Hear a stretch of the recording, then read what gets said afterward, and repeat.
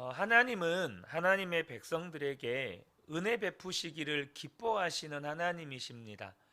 십자가에서 독생자를 내어주시기까지 하나님은 우리를 구원하셨고, 또 지금도 여전히 우리에게 계속해서 은혜를 베푸시기 위하여서 우리 안에 성령으로 함께 계십니다. 그런데 하나님께서 우리에게 은혜를 베푸시는 방식이 우리가 생각하는 것과 다를 때가 있다는 것을 우리가 알아야 합니다. 하나님은 말 그대로 은혜를 베푸실 때 은혜의 방식으로 은혜를 베푸실 때가 있습니다.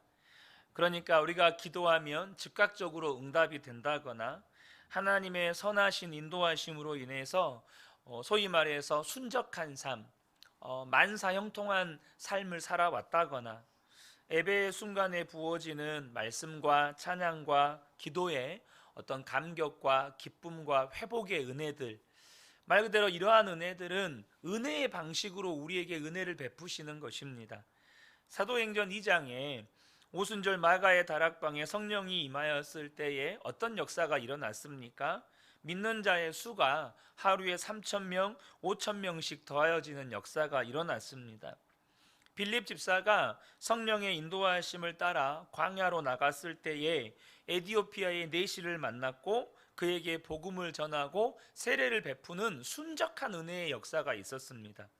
베드로는 하나님이 보여주시는 환상을 보고 성령의 이끄심을 따라 고넬료의 집에 갔을 때 고넬료의 집 모든 사람들이 예수를 믿고 세례를 받는 이런 순적한 은혜의 역사가 있었죠.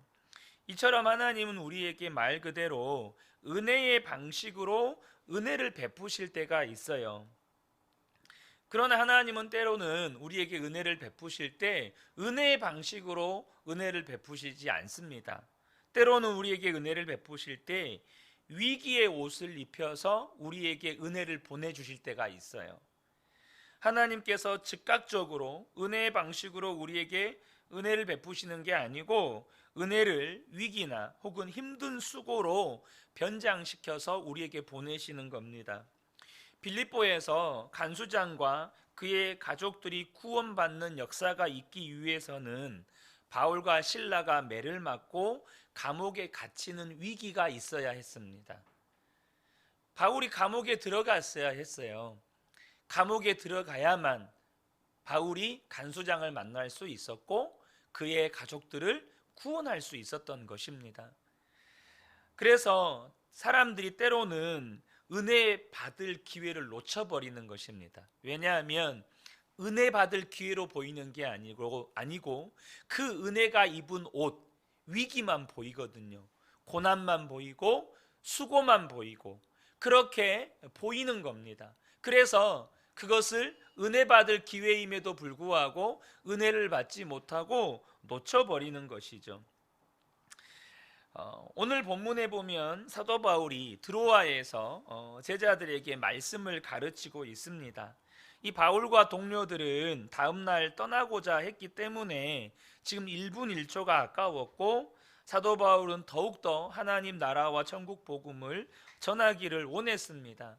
더 전하기를 원하다 보니까 자연스럽게 바울의 가르침은 밤중 깊을 때까지 계속되었습니다. 깊은 밤까지 계속된 거예요. 그러다 보니까 그때 사고가 하나 발생했습니다. 유두고라고 하는 청년이 이제 앉을 자리가 없어서 창에 걸터 앉아 있다가 졸다가 그만 3층에서 떨어졌는데, 사람들이 뛰어내려가서 일으켜 보니 죽어 있는 것입니다. 사도행전 저자의 누가는 의사였기 때문에 누가가 죽었다고 기록했다는 것은 의학적으로 분명히 죽었다는 걸 의미합니다. 그냥 기절했다 이런 수준이 아닌 거예요. 완전히 죽은 거예요. 그런데 여러분, 하나님 나라의 복음, 십자가 복음을 전하는 현장에서 갑작스러운 사고로 누가 죽었다는 것은 심각한 위기를 지금 가져온 것입니다. 그 일로 인해서 믿음이 연약한 신자들은 예수님을 떠나게 될 수도 있을 뿐만 아니라 바울 사도의 사역에 심각한 타격을 가져올 수도 있는 거죠. 무엇보다 더 심각한 문제는 그곳에 모인 이 드로아의 제자들이 하나님의 은혜가 때로는 위기의 옷을 입고 올 수도 있다는 사실을 전혀 몰랐다는 겁니다. 사고가 일어났을 때 사람들은 동요했고 그곳은 소란스러워졌습니다. 10절에서 사도 바울이 떠들지 말라라고 말한 것이 괜히 한 말이 아닌 것을 짐작해 볼 수 있어요. 사람들이 이제는 그걸 보면서 막 엄청나게 떠들기 시작한 거죠. 여러분, 그들이 떠들면서 했던 말들은 믿음의 말이 아니었을 겁니다. 감사와 기쁨의 말도 당연히 아니었겠죠. 그들이 믿음의 말을 내뱉고 감사와 기쁨의 말을 내뱉었다면 사도 바울이 그들의 말을 중단시키지 않았겠죠. 그들이 뱉은 말들은 불신앙의 말들이었을 것이고 두려움과 좌절, 원망과 불평의 말이었을 것입니다. 어떤 분들은 어떻게 막 이렇게 소란스럽게 하는 분들도 있었을 것이고, 또 어떤 분들은 사도 바울을 향해서 또 항변하는 사람들도 있었을지 모르겠습니다. 그러게 왜 이렇게 늦은 시간까지 집회를 하는 겁니까? 성도들 다 피곤해하니까 적당히 하고 끝내자고 했지 않습니까? 적당히 하고 끝냈으면 이런 일도 없었을 거 아닙니까? 아마 그렇게 사도 바울에게 항변하는 사람들도 있었을지 모르겠습니다. 마치 이스라엘 백성들이 하나님의 놀라운 기적과 역사를 경험하고 출애굽한 후에 이제 홍해를 앞두고 있는 상황에서 뒤에서는 애굽의 군대가 쫓아옵니다. 그런데 그때 그들이 모세를 향해서 내뱉었던 말들이 어떤 말들이었습니까?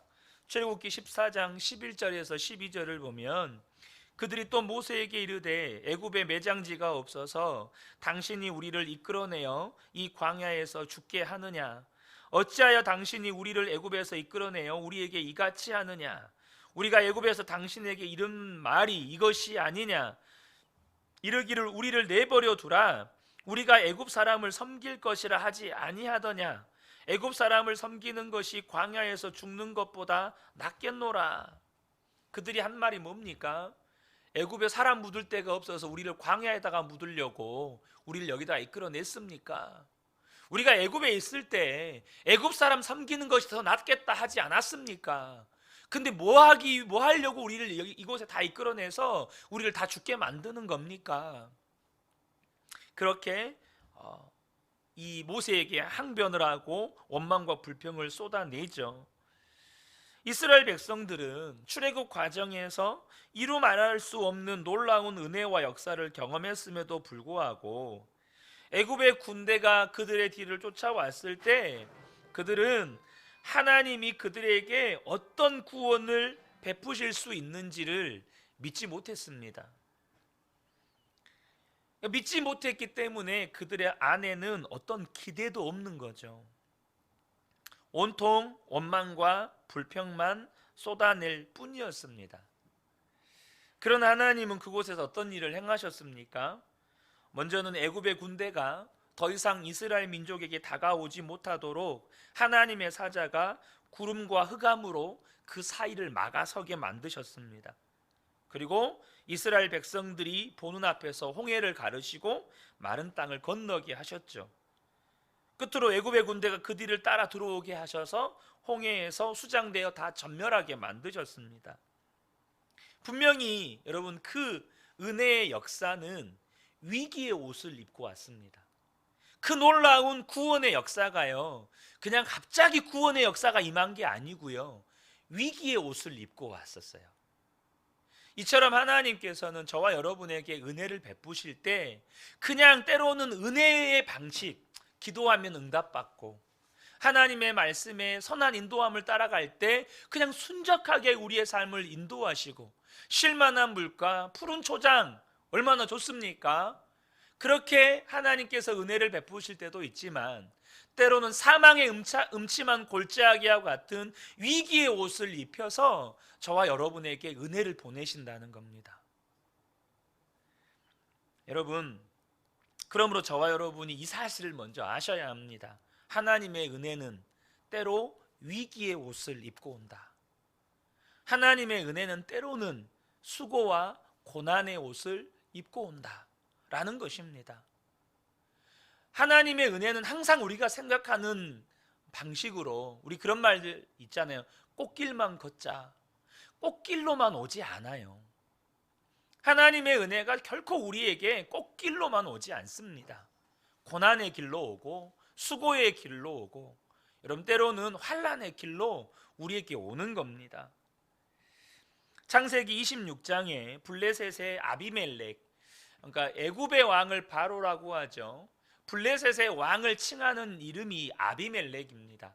그러니까 아브라함 때도 아비멜렉이 있고 이삭 때도 아비멜렉이 있고 그렇습니다. 애굽은 다 왕을 바로라고 하죠. 이 블레셋의 아비멜렉이 그 친구 아웃삿과 군대 장관 비골과 함께 이삭을 찾아옵니다. 근데 그들이 찾아와서 하는 말이 뭡니까? 이것은요, 여러분, 한 개인이 이 땅에서 들을 수 있는 최고의 칭송과 영광스러운 말을 여러분 한 나라의 왕으로부터 듣습니다. 창세기 26장 28절에서 29절인데요. 그들이 이르되 여호와께서 너와 함께 계심을 우리가 분명히 보았으므로 우리의 사이 곧 우리와 너 사이에 맹세하여 너와 계약을 맺으리라 말하였노라. 너는 우리를 해하지 말라. 이는 우리가 너를 범하지 아니하고 선한 일만 내게 행하여 내가 평안히 가게 하였음이니라. 이제 너는 여호와께 복을 받은 자니라.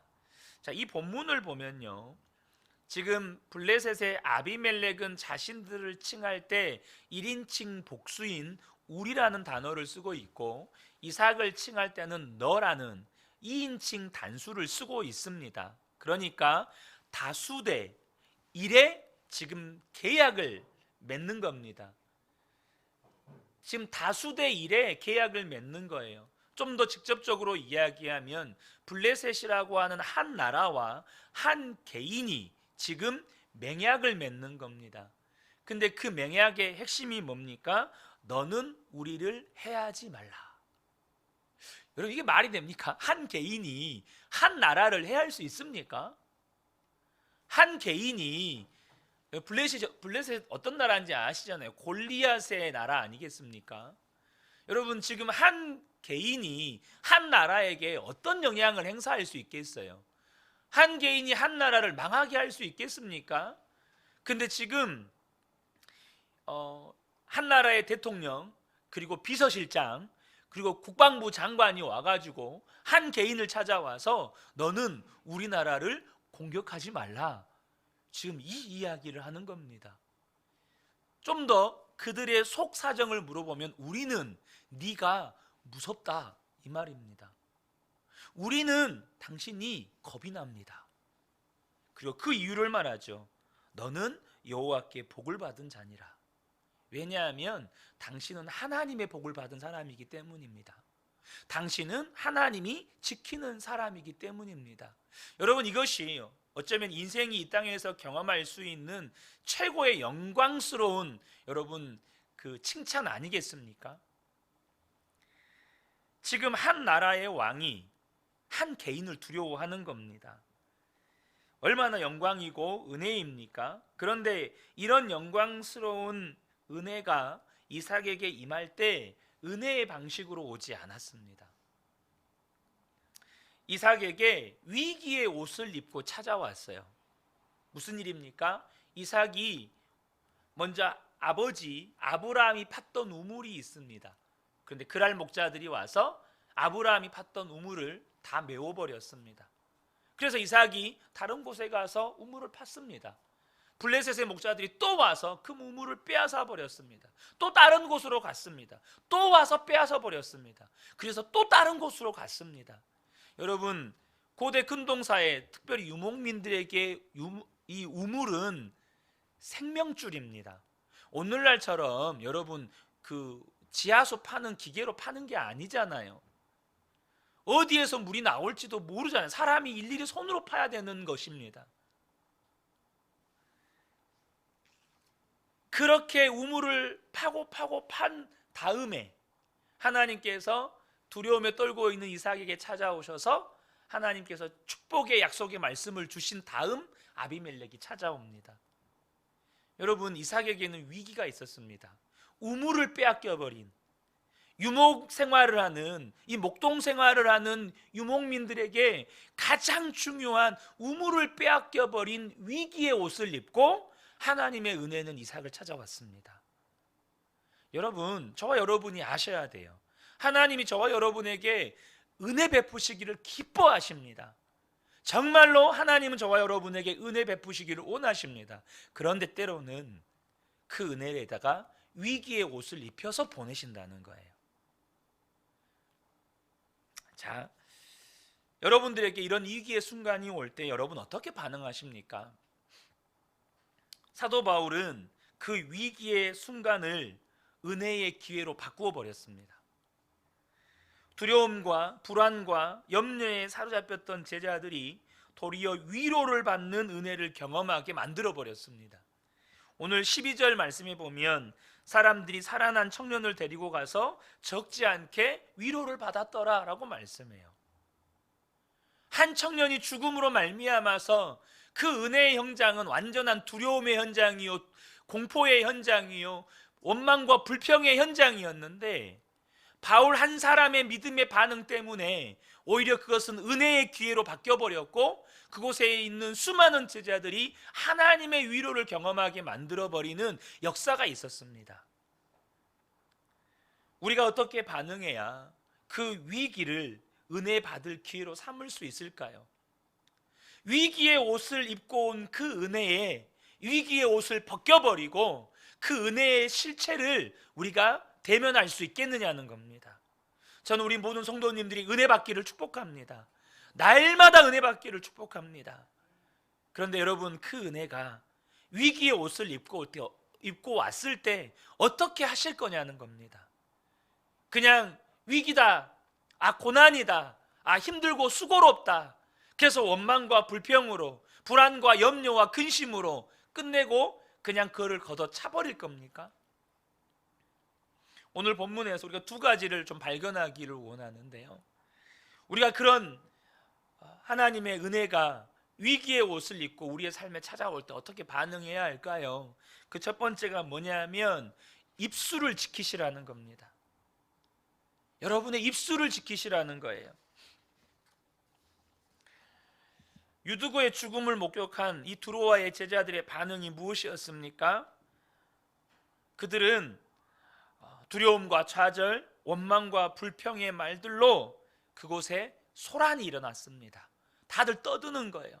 한쪽에서는 어떻게, 한쪽에서는 왜 이렇게까지 늦게까지 집회를 해가지고 이런 사고가 나게 만듭니까? 원망과 불평. 또 한쪽으로는 앞으로 우리 바울 선생님 사역 어떻게 하실까? 근심, 걱정, 염려. 온통 그런 소리들로 그곳을 가득 채워버렸어요. 그런데 그런 제자들의 반응을 본 사도 바울이 말합니다. 떠들지 말라. 떠들지 말라. 무슨 말입니까? 입술을 지키라는 겁니다. 여러분, 우리가 입술을 지켜야 하는 이유가 무엇일까요? 여러분, 두려움과 좌절, 원망과 불평, 근심과 염려의 말들은 모두 다 하나님에 대한 불신앙이기 때문입니다. 하나님은 어떤 상황도 역전시킬 수 있는 하나님이십니다. 여러분 믿으시죠? 어떤 상황도, 어떤 문제도, 어떤 상황도, 환경도 반전시키실 수 있는 하나님이세요. 어떤 상황도 합력해서 선을 이루실 수 있는 하나님이십니다. 하나님은 형들에 의해 노예로 팔려갔던 요셉을 보디발의 집에 팔리게 하셔서는 그곳의 가정 총무로 삼으시고 도리어 보디발의 집에 복을 내려버리셨습니다. 요셉 한 사람으로. 억울한 누명을 쓰고 감옥에 갇히게 되었을 때도 도리어 그 일로 말미암아서 바로 앞에 서게 하셔서 애굽의 총리가 되게 하시고는 야곱의 가족들뿐만 아니라 애굽과 주변에 있는 민족들을 살리는 도구로 사용하셨습니다. 형들에게 미움을 받아서 노예로 팔린 그 순간부터 애굽의 총리가 되게 하는 그 모든 과정을 합력해서 선을 이루셨어요. 7배나 뜨거운 풀무불에 던져진 상황에서도, 며칠을 굶긴 사자굴에 던져진 상황에서도 하나님은 우리를 구원하실 수 있고 하나님의 영광을 나타내실 수 있습니다. 그러므로 어떤 상황에서도 우리가 두려워하는 말, 좌절하는 말, 원망하는 말, 불평하는 말, 근심하는 말, 염려하는 말들은 다 불신앙이에요. 다 불신앙이에요. 왜요? 하나님은 어떤 상황에서도 우리를 구원하실 수 있으니까. 하나님은 어떤 상황을도 반전시키실 수 있으시니까. 하나님은 어떤 문제도에서도 우리를 구원하실 수 있으시니까.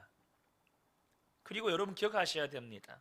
사탄은 우리가 내뱉는 그 불신앙의 말들을 자양분 삼아서 세력을 키웁니다. 여러분, 우리 다니엘 기도회 때 불렀던 찬양 중에 이제 역전되리라 라는 그 찬양 가사 중에 저들은 너의 입을 보고 있다라는 가사가 있습니다. 그들이 우리의 입을 보면서 뭘 기다릴까요? 원망의 말을 내뱉을 것을 기다립니다. 불평의 말을 내뱉을 것을 기다려요.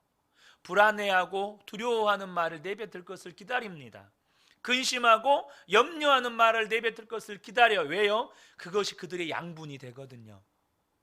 그 불신앙의 말들이 어둠의 세력들에게는 자양분이 돼요. 그들의 세력을 확장할 수 있는 여러분 영향력이 됩니다. 권세가 돼요. 그 대표적인 사례가 뭐죠? 이스라엘 백성들이 가데스 바네아에서 가나안 땅 정탐을 보냅니다. 그 12명의 정탐꾼 중에 10명의 정탐꾼이 돌아와서 불신앙의 말들을 내뱉습니다. 우리는 그들 앞에서 메뚜기 같다. 우리는 그들이 발로 밟아버리면 그냥 죽어버리는 메뚜기 같은 존재다. 그러니까 어떻게 됩니까? 그 불신앙의 말들이 세력을 확장합니다. 어둠의 세력이 세력을 확장해요. 그래서 온 이스라엘 민족들이 그 어둠의 세력에 잠식이 되어버립니다. 온 이스라엘 민족들이 불신과 원망과 불평과 두려움과 공포와 근심과 염려의 말들을 쏟아내기 시작합니다. 사단이 세력을 잡은 거예요.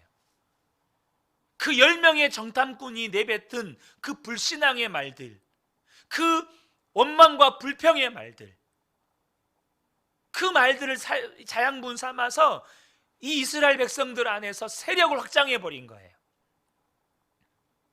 그래서 하나님께서 이스라엘 백성들에게 경고하셨죠. 민수기 14장 28절에 그들에게 이르기를 여호와의 말씀에 내 삶을 두고 맹세하노라. 너희 말이 내 귀에 들린 대로 내가 너희에게 행하리라. 여러분, 이게 두려운 말씀이기도 하지만 그것을 반대로 생각하면 우리에게는 엄청난 능력의 말씀입니다. 우리가 내뱉은 믿음의 말대로 주님이 행하신다는 약속이기 때문에 그렇습니다. 욥이 그 절망할 수밖에 없는 상황에서도 이전의 그 아픔, 이전의 그 모든 고통, 이전의 그 모든 상처를 잊어버릴 만큼 반전의 은혜를 경험했던 핵심적인 이유 가운데 하나가 뭐냐면 입술을 지켰기 때문입니다. 욥이 입술을 지켰어요. 자식들이 다 죽었습니다. 재산을 다 잃었습니다. 종들도 다 죽었습니다. 건강마저 잃어버렸습니다.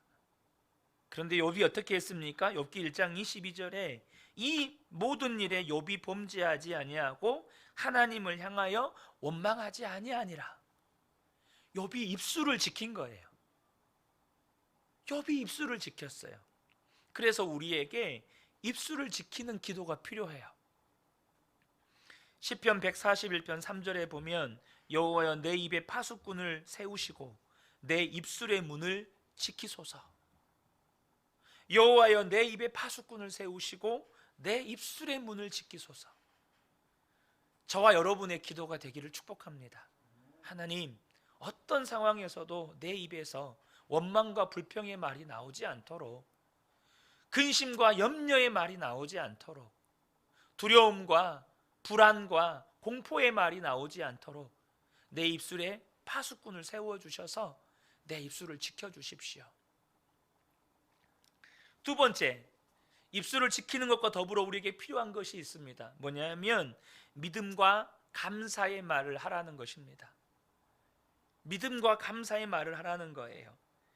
바울이 제자들에게 떠들지 말라라고 한 다음에 한 말이 있습니다. 그게 무엇입니까? 생명이 그에게 있다라는 말입니다. 생명이 그에게 있다. 바울이 유두고를 끌어안았을 때 이 유두고의 생명이 되돌아왔음을 시사하는 표현인데요, 그것은 하나님의 능력으로 유두고가 다시 소생될 것을 확신하는 믿음의 고백입니다. 그에게 생명이 있다. 생명이 그에게 있다.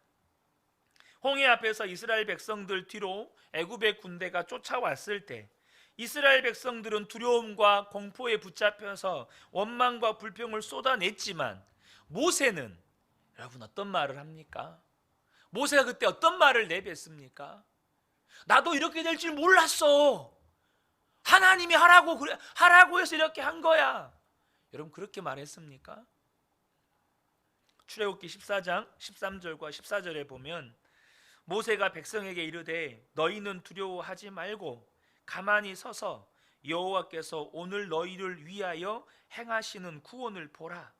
너희가 오늘 본 애굽 사람을 영원히 다시 보지 아니하리라. 여호와께서 너희를 위하여 싸우시리니 너희는 가만히 있을지니라. 이것이 모세가 내뱉은 믿음의 말이었습니다. 여호와께서 너희를 위하여 싸우시리라. 오늘 본 애굽의 군대를 영원히 다시 보지 않을 것이다. 여호사밧이 유다의 왕으로 있을 때에 유다의 위기가 찾아옵니다. 바로 모압과 암몬과 마온 이 세 개 나라가 연합해서 유다를 쳐들어온 것입니다. 이 세 개 나라들은 다 강대국들이에요. 이스라엘은 그들과 싸울 만한 병력도 무기도 없었습니다. 전쟁을 앞둔 이스라엘 백성들에게 여호사밧 왕이 선포한 말이 무엇입니까? 또한 이스라엘 백성들의 반응은 무엇입니까? 역대하 20장 20절 21절 보면 여호사밧이 서서 이르되 유다와 예루살렘 주민들아 내 말을 들을지어다. 너희는 너희 하나님 여호와를 신뢰하라. 그리하면 견고히 서리라. 그의 선지자들을 신뢰하라. 그리하면 형통하리라. 백성과 더불어 의논하고 노래하는 자들을 택하여 거룩한 예복을 입히고 군대 앞에서 행진하며 여호와를 찬송하여 이르기를 여호와께 감사하세. 그의 인자하심이 영원하도다 하게 하였더니. 여러분, 여호사밧이 백성들 앞에서 이렇게 믿음으로 선포합니다. 여호와를 신뢰하라. 그리하면 견고히 서리라. 여호와를 신뢰하라. 그리하면 형통하리라. 그리고 백성들과 함께 그 전쟁터 한복판에서 하나님을 찬송합니다. 전쟁터 한복판에서 하나님을 찬송해요. 여호와께 감사하세. 그의 인자하심이 영원하도다. 사랑하는 성도 여러분, 우리가 하나님께 찬송을 드려야 할 현장은 이곳 예배당뿐만이 아닙니다. 어디일까요? 전쟁의 한복판. 위기의 한복판에서도 우리의 감사와 찬송은 계속되어야 합니다. 위기를 직면하고 지금 세계 연합군들이 그들이 보는 눈앞에 있어요. 정말로 그 수를 헤아릴 수 없는 정말 바닷가의 모리알 같은 대군이 그들 앞에 펼쳐져 있어요. 그들과 맞서서 그 앞에서 이스라엘 백성 어린아이들까지 다 모여서, 노인부터 어린아이들까지 다 모여서 하나님을 찬양합니다. 여호와께 감사하세. 그 선하심과 인자하심이 영원하도다. 여러분, 하나님께서 그곳에서 하나님이 베푸신 은혜가 입고 있던 위기의 옷을 벗기시고 우리에게 은혜의 실체를 드러내셨어요. 저는 우리 그 모든 성도님들이 위기 속에 감추어진 은혜를 꼭 경험하시기를 축복합니다. 중요한 것이 있습니다. 누가 입술을 지킬 수 있느냐 하는 거예요. 누가 믿음과 감사의 말을 할 수 있느냐는 겁니다. 누가 하는 겁니까? 여러분, 입술을 지키는 것, 믿음과 감사의 말을 내뱉는 것은 다 열매입니다. 열매가 또 다른 은혜를 끌어오는 거죠. 핵심은 뭡니까? 주님을 바라보는 것입니다. 핵심은 주님을 바라보는 거예요. 여호사밧이 이 세계 연합군이 쳐들어왔다는 이야기를 들었을 때 즉시 성전으로 올라갑니다. 그리고 성전에 올라가서 하나님께 기도하며 하는 고백이 있습니다. 역대하 20장 12절 보면 우리 하나님이여 우리를 치러 오는 이 큰 무리를 우리가 대적할 능력이 없고 어떻게 할 줄도 알지 못하옵고 오직 주만 바라보나이다. 여호사밧의 고백의 핵심이 뭡니까? 오직 우리는 주님만 바라봅니다. 오직 주님만 바라봅니다. 여러분, 주님을 바라보는 사람이 기도하는 겁니다. 여호사밧이 주님을 바라보는 사람이었기 때문에, 주님을 간절히 구하는 사람이었기 때문에 여러분, 기도하는 것이에요. 기도는 주님을 바라보는 사람에게서 나타나는 믿음의 행동인 것이죠. 유두고가 죽었을 때에 그곳에서 기도하는 사람이 그 제자들 중에는 없었어요. 이 드로아에 있는 제자들은 기도할 겨를도 없었습니다. 기도할 생각도 못했어요. 그러나 기도하는 사람이 있었습니다. 누구였을까요? 사도 바울입니다. 본문 10절을 보면 바울이 내려가서 그 위에 엎드려 그 몸을 안고라는 표현이 있습니다. 특별히 이 안고라는 단어는 완전히 껴안다, 함께 둥그렇게 붙잡다라는 뜻인데요. 구약 성경에서 보면 엘리야 선지자가 과부의 아들을 살릴 때, 엘리야 선지자가 과부의 아들을 살릴 때 그와 같은 행동을 합니다. 그때 뭐 했죠? 하나님께 기도합니다. 하나님께 기도해요. 그러니까 지금 이 사도 바울이 유두고를 껴안았다라는 이 말은, 이것에 대해서 칼빈 선생님은 이렇게 주석을 했는데요.